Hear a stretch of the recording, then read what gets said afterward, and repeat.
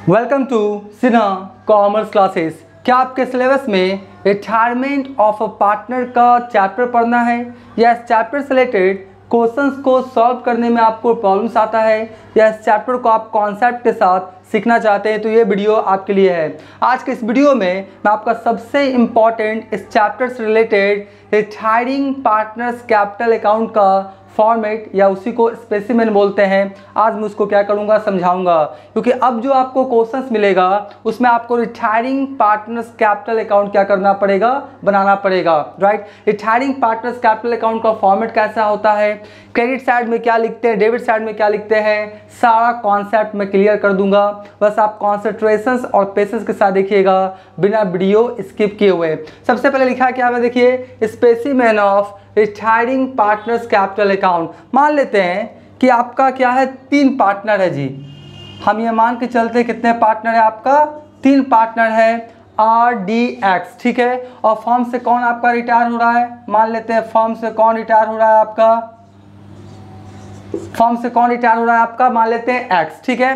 तो X firm से जिस दिन रिटायर हो रहा है उस दिन तक फर्म में X का जितना भी पैसा है वो आपको कैलकुलेट करके उसको पेमेंट करना पड़ेगा। एक बार फिर से सुनिए, जिस समय X फर्म से रिटायर हो रहा है जिस दिन, उस दिन तक X का फर्म में जितना पैसा आपका बनता है उसको आपको कैलकुलेट करके उसको देना पड़ेगा। देखो फर्म से क्या हो रहा है, रिटायर हो रहा है, फर्म से सारा जो आपका रिलेशन है सब क्या कर रहा है, ब्रेक कर रहा है, सेपरेट हो रहा है, अलग हो रहा है, ठीक है। तो X को क्या करेंगे, जिस दिन वो फर्म से रिटायर हो रहा है उस दिन उसका फर्म में जितना पैसा है कैलकुलेट करके उसको पेमेंट कर दिया जाएगा। अब पेमेंट्स कैसे करेंगे उसका 3 कंडीशन है, सब बताऊंगा, बस आप वीडियो स्किप मत कीजिएगा। बोलता है क्या, देखिए specimen of retiring partners capital account, लिखा क्या, retiring partners capital account, particulars amount, left side को डेबिट, राइट साइड को क्रेडिट। कहने का मतलब है पार्टनर्स कैपिटल अकाउंट जैसे बनाते हैं उसी तरीका से बनाएंगे।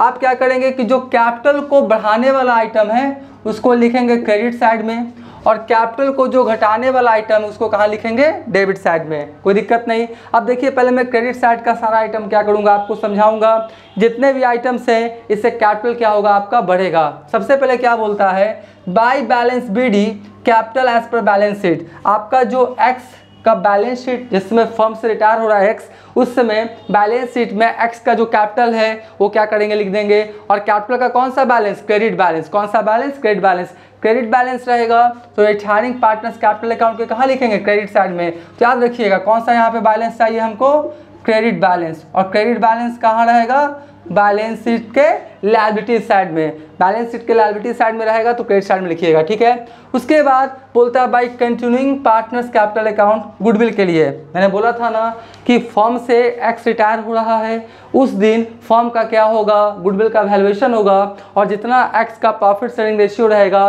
उसमें क्या करेगा, गुडविल का अमाउंट निकाल के क्या करेगा, फर्म से लेके वो जाएगा, मतलब उससे उसका कैपिटल बढ़ जाएगा। और ये जो आपका X जाएगा उसका प्रॉफिट का हिस्सा कौन लेगा, मान लेते हैं RD, दोनों लेगा। तो ये मेरा कौन सा पार्टनर कहलाएगा, गेनिंग पार्टनर, और ये कौन सा पार्टनर कहलाएगा, रिटायरिंग पार्टनर्स। तो गेनिंग पार्टनर क्या कर रहा है, X का जो प्रॉफिट शेयरिंग रेशियो है उसको गेन कर रहा है। X का प्रॉफिट शेयरिंग रेशियो गेन कर रहा है कौन, R और D। तो R और D का कैपिटल घटेगा और X का कैपिटल क्या होगा, बढ़ेगा।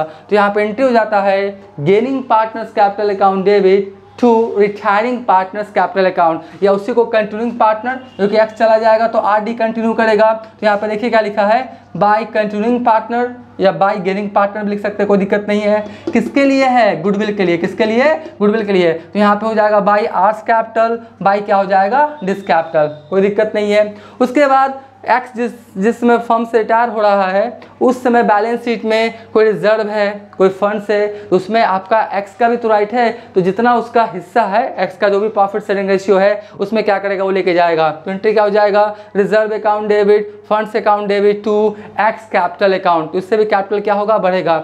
उसके बाद जिस समय X फर्म से रिटायर होगा उस समय क्या करेगा, बोलेगा कि एसेट्स और लायबिलिटीज का रिवैल्यूएशन करवाइए। प्रॉफिट होगा तो वो क्या करेगा, कैपिटल बढ़ाएगा, लॉस होगा तो कैपिटल घटाएगा।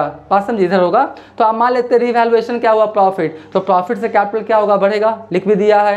एंट्री क्या हो जाएगा, revaluation account debit to X capital account, ठीक है जी। इससे भी कैपिटल बढ़ गया।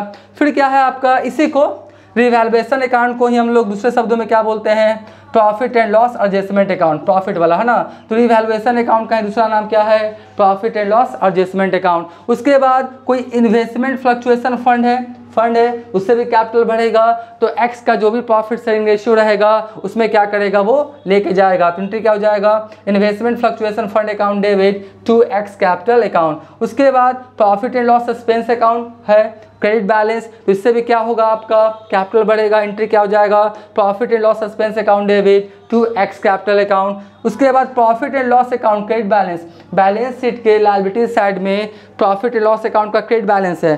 क्रेडिट बैलेंस करने का मतलब ये प्रॉफिट को इंडिकेट करता है।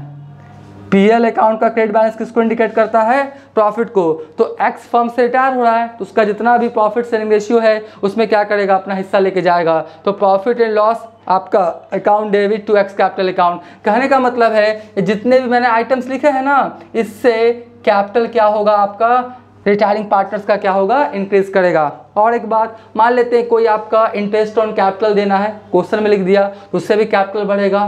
मान लेते हैं रिटायरिंग पार्टनर्स का कोई सैलरी है, मान लेते हैं एक्स क्या है, एक्टिव पार्टनर था, उसका सैलरी देना ड्यू है, तो उससे भी कैपिटल बढ़ेगा। आपका मान लेते हैं कमीशन, एक्स को क्या होता है, कमीशन मिलता है जो देना ड्यू है, तो वो सब कहाँ लिख देंगे, क्रेडिट साइड में। क्वेश्चन में रहेगा तो लिख देंगे, जनरली वो से मिलता नहीं है, मिलेगा तो लिख देंगे। क्या क्या मैंने बोला, interest on capital, partner salary और पार्टनर्स कमीशन रहेगा तो क्रेडिट साइड में लिख देंगे, क्योंकि उससे भी कैपिटल क्या होगा, बढ़ेगा। उसके बाद देख लीजिए, कभी कभी क्या होता है कि retiring partners capital account balance sheet के एसेट साइड में रहेगा, मतलब लिख देगा एक्स कैपिटल, कहाँ, बैलेंस शीट के एसेट साइड में। तो बैलेंस शीट के एसेट साइड में तो क्रेडिट बैलेंस नहीं है, वो डेबिट बैलेंस है। तो डेबिट बैलेंस रहेगा तो उसको डेबिट साइड में लिखेंगे। ये क्रेडिट बैलेंस था ना, ये कौन सा है, डेबिट बैलेंस। और डेबिट बैलेंस वाला कहाँ मिलेगा, बैलेंस शीट का एसेट साइड में। तो अगर आपका रिटायरिंग पार्टनर्स कैपिटल अकाउंट का बैलेंस शीट का एसेट साइड में लिखा हुआ है एक्स कैपिटल, तो डेबिट बैलेंस, तो कहाँ लिखेंगे, रिटायरिंग पार्टनर्स कैपिटल अकाउंट के डेबिट साइड में। तो क्या लिखेंगे, to balance BD capital as per balance sheet. Generally आपको यही मिलता है क्रेडिट बैलेंस, कभी कभी डेबिट मिलेगा तो यहाँ पर क्या करेंगे, लिख देंगे। उसके बाद profit and loss account as per balance sheet और अनडिस्ट्रीब्यूटेड लॉस, मतलब कोई आपका अनडिस्ट्रीब्यूटेड लॉस है जो बांटा नहीं गया तो बांटेंगे, उससे कैपिटल क्या होगा, घटेगा। तो एंट्री क्या हो जाएगा, retiring partners capital account debit to profit and loss account, ठीक है जी। उसके बाद एडवर्टीजमेंट सस्पेंस अकाउंट है, ये कहाँ मिलेगा आपको, बैलेंस शीट का एसेट साइड में। ये कहाँ मिलेगा आपको, बैलेंस शीट के एसेट साइड में मिलेगा। तो इसको हम लोग क्या करते हैं, राइट ऑफ करते हैं। क्या करते हैं, राइट ऑफ करते हैं। तो एंट्री क्या हो जाएगा, advertisement suspense account debit to retiring partners capital, advertisement sorry आपका partner, retiring partners capital account debit to advertisement suspense account, ठीक है। Retiring partners capital account debit to advertisement suspense account, और इसका भी क्या हो जाएगा, retiring partners capital account debit to profit and loss account, ठीक है। क्योंकि डेबिट साइड में है ना, तो रिटायरिंग पार्टनर्स कैपिटल अकाउंट क्या होगा, डेबिट। उसके बाद मान लेते रिवैल्यूएशन का लॉस आया, प्रॉफिट हुआ तो आप लिए थे ना, तो लॉस होगा तो डेबिट साइड में आएगा। तो क्या हो जाएगा आपका, retiring partners capital account debit to revaluation account. उसके बाद ये गुडविल, गुडविल कहाँ मिलेगा, बैलेंस शीट का एसेट साइड में। ये गुडविल जो है ना कहाँ मिलेगा, बैलेंस शीट के एसेट साइड में। और इसको हम लोग को क्या करना पड़ेगा, राइट ऑफ, क्या करना पड़ेगा, रिटर्न ऑफ, मतलब इसको क्लोज करना है। एंट्री क्या हो जाएगा, retiring partners capital account debit to goodwill account. यानी कहने का मतलब है जितने आइटम थे इससे कैपिटल क्या होगा, घटेगा, और जितने भी आइटम है इससे कैपिटल क्या होगा, बढ़ेगा। और ये सब नहीं रहेगा, दो तीन रहेगा, 2 3 4 रहेगा, क्रेडिट साइड वाला 1 2 रहेगा, डेबिट साइड वाला। मान लेते हैं और कोई आइटम से, जैसे ड्राइंग से, क्वेश्चन में रहेगा तो डेबिट साइड में लिख दीजिएगा, क्योंकि ड्राइंग से कैपिटल क्या होगा, घटेगा। इंटरेस्ट ऑन ड्राइंग से क्वेश्चन में दिया हुआ है तो उससे भी कैपिटल घटेगा, कहाँ लिखेंगे, डेबिट साइड में। तो इस तरह से हम लोग क्या करेंगे, क्रेडिट वाला क्रेडिट में लिख दिए, डेबिट वाला डेबिट में। अब हम लोग क्या करेंगे, जोड़ेंगे। मान लेते हैं क्रेडिट साइड में पूरा जोड़ा तो 5 लाख आया, क्रेडिट साइड में पूरा जोड़ा तो कितना आया, 5 लाख। तो इधर भी कितना होगा, 5 लाख, ठीक है। अब इधर सब जोड़े, इधर सब जोड़े मान लेते हैं, तो टोटल कितना आया, 4 लाख। कितना आया, 4 लाख। तो क्रेडिट साइड में 5 लाख और डेबिट साइड में कितना आया आपका, 4 लाख। यानी कि 1 लाख रुपया आपका रिटायरिंग पार्टनर्स कैपिटल अकाउंट का क्रेडिट बैलेंस तो करेगा ना, यहाँ पे टू टू बैलेंस शीट कितना शो करेगा आपका 1 लाख, ठीक है जी। अब ये बैलेंस जो 1 लाख रुपया शो कर रहा है इसको पेमेंट करना है, क्या करना है, पेमेंट करना है। फर्म जो है ना, जो रिटायरिंग पार्टनर है एक्स को जो 1 लाख रुपया आ रहा है आपका, 1 लाख रुपया कैसा आएगा चलिए लिखी के बता देते हैं। यहाँ पे बैलेंस करेंगे तो कितना हो जाएगा, टू बैलेंस शीट करेंगे तो कितना हो जाएगा 1 लाख हो जाएगा ना, कितना हो जाएगा 1 लाख। इधर था पूरा 5 लाख, इधर पूरा जोड़े तो कितना आया 5 लाख, 5 लाख में ये 4 लाख माइनस हो गया तो कितना आया 1 लाख। यानी 1 लाख पेमेंट करेगा कौन, फर्म, किसको, एक्स को। अब जो एक्स को पेमेंट करेगा ना फर्म 1 लाख रुपया, उसको पेमेंट करने का आपका कितना मैथड्स है, 3 मैथड्स है। कितना मैथड्स है, 3 मैथड्स। ध्यान से देखिएगा कैसे कैसे यहाँ पे लिखेंगे। सबसे पहले क्या होगा, थोड़ा सा इसको गलत राइटिंग है, हाँ जी। सबसे पहले क्या होगा कि एक बार में ही पूरा पैसा दे देगा कैश के फॉर्म में, कैश के फॉर्म में फॉर्म एक बार में ही एक्स को पूरा पैसा दे देगा। तो यहाँ पर क्या लिखेगा, टू कैश अकाउंट, क्या लिखेगा, टू कैश अकाउंट। एक बार में ही 1 लाख रुपया क्या किया, कैश के रूप में दिया और रिटायरिंग पार्टनर्स कैपिटल अकाउंट मेरा क्या हो गया, क्लोज। दूसरा है कि कुछ पैसा क्या करेगा, कैश के फॉर्म में देगा कौन, फॉर्म, किसको, एक्स को, यानी रिटायरिंग पार्टनर्स कैपिटल को। और कुछ पैसा क्या करेगा, एज ए लोन के रूप में अपने पास रख लेगा। तो मान लेते हैं फॉर्म बोल रहा है क्या, दूसरा कंडीशन है, फॉर्म बोला कि 70,000 हम आपको देंगे कैश के फॉर्म में, और जो रहेगा ना कौन है, रिटायरिंग पार्टनर्स ना, तो बाकी पैसा बोलता है कि हम किस फॉर्म में रख लेंगे, किस फॉर्म में रख लेंगे, लोन के फॉर्म में। तो रिटायरिंग पार्टनर्स लोन अकाउंट, ठीक है। यहाँ पे कितना हो जाएगा 30,000। ये दूसरा केस है, यानी आपका 70,000 कैश के फॉर्म में दे दिया और बाकी जो 30,000 किस फॉर्म में रख लिया, फॉर्म आपका लोन के फॉर्म में, तो भी खाता क्लोज हो गया। थर्ड कंडीशन होगा कि कैश के रूप में एक भी पैसा नहीं देगा कौन, फॉर्म, किसको, रिटायरिंग पार्टनर्स को, और बोलेगा कि सारा का सारा पैसा हम किस फॉर्म में रखेंगे, लोन के फॉर्म में। किस फॉर्म में, लोन के फॉर्म में। तो यहाँ पर कितना हो जाएगा, टोटल कितना हो जाएगा 1 लाख, कितना हो जाएगा 1 लाख, ठीक है। बात समझे। तो पहला था कि टू कैश के रूप में दे दिया पूरा 1 लाख, दूसरा कंडीशन था टू कैश के रूप में दिया 70,000 और रिटायरिंग पार्टनर्स लोन के रूप में कितना रख लिया 30,000, और तीसरा कंडीशन कितना है, पूरा का पूरा किस फॉर्म में दे दिया, पूरा का पूरा किस फॉर्म में पैसा फॉर्म रख लिया है, लोन के फॉर्म में, ठीक है। तो 1 लाख। अब धीरे धीरे क्या करेगा, पेमेंट करेगा, ठीक है। अब देखिए यहाँ पे कि जब आपके क्वेश्चंस में, ध्यान सुनिएगा, जब आपके क्वेश्चंस में पेमेंट का जिक्र ना करे कि रिटायरिंग पार्टनर्स को कैसे पेमेंट किया गया, तो आप ये मान के चलेंगे कि फर्म उसका पैसा एज ए लोन के रूप में क्या किया, रख लिया। एक बार फिर से सुनिए, जो आपका रिटायरिंग पार्टनर्स है उसका पेमेंट का जिक्र ना करे कि फर्म कैसे किया है, कैश के रूप में किया है, लोन के रूप में, जिक्र ना करे, तो आप ये मान के चलिएगा कि लोन के रूप में उसका क्या किया, फर्म ने क्या किया, रिटायरिंग पार्टनर्स का पैसा रख लिया है और फिर धीरे धीरे क्या करेगा, देगा। यहाँ तक कोई दिक्कत नहीं है। तो ये आपका क्या हो गया, बन के आपका क्या हो गया, तैयार हो गया।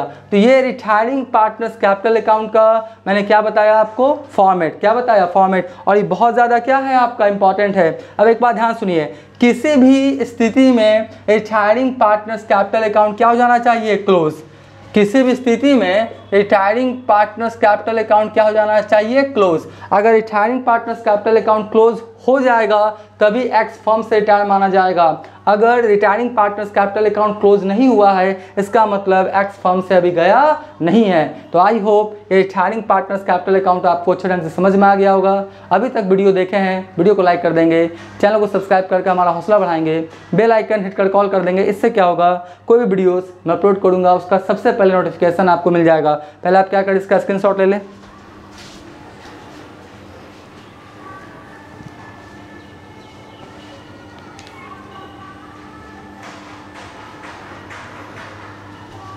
आई होप आपने इसका स्क्रीनशॉट ले लिया होगा। अब नेक्स्ट वाले वीडियोस में आपका जो भी प्रैक्टिकल क्वेश्चंस है, सॉल्यूशंस है, बहुत जल्द उसका वीडियोस अपलोड करने का कोशिश करेंगे। तो आज का वीडियो यही करते हैं। Thank you.